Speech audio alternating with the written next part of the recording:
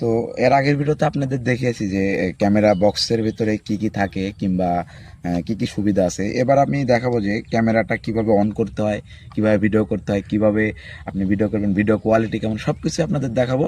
শুধু ধৈর্য সহকারে দেখুন। তো প্রথমত ক্যামেরা আমি দেখাবো যে কিভাবে অন করতে হয়।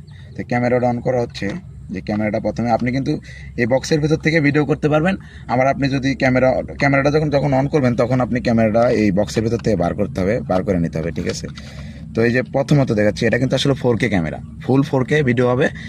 আর এই যে পিছে লেখা আছে, তো যেখান থেকে বলতেছিলাম যে এই যে পিছে যে মোড বাটনটা আছে এটা হচ্ছে আপনার অন অফের বাটন।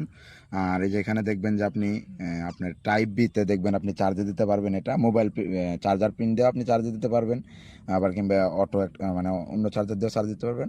তো এখানে কিন্তু মেমোরি ঢোকানোর যে আপনার দেখতেছেন যে সাইডটা। আবার এই যে জুম আউট যেটা বলে, যে জুম আউট, এই যে এই সাইডে দেখবেন যে জুম আউট, এই যে ওপরে চাপ দিলে দেখবেন আপনার জুম হবে, আর এই যে জুম ইন জুম আউট, এই যে জুম উপরে দিলে ইন হবে আর যে এখানে দিলে আউট হবে, ঠিক আছে? আর আমি এখন ক্যামেরা অন করে দেখাবো যে ক্যামেরাটা এখানে যদি আপনি চাপ দিয়ে ধরেন তো দেখবেন যে এই যে এখানে চাপ দেওয়া মাত্রই কিন্তু দেখলেন যে আসলে ক্যামেরাটা অন হয়ে গেল।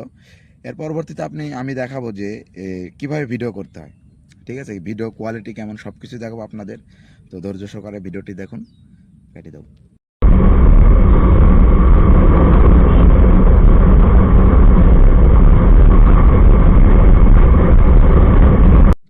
তো এই ক্যামেরা আরেকটা অ্যাকশন হচ্ছে যে আপনি কিন্তু এই ওয়াইফাই কানেক্ট করে কিন্তু ফোনের মাধ্যমে কিন্তু এটা আপনি চালাইতে পারবেন। আপনি দেখেন এখানে কিন্তু সেই সুবিধাও কিন্তু দিয়ে দিয়েছে। আসলে আসলে এই ক্যামেরাটা আপনারা যদি যারা নিতে চাচ্ছেন আসলে নিলে ভালো হবে, কারণ অনেক অসাম, আসলে তার ভিডিও কোয়ালিটি অনেক সুন্দর।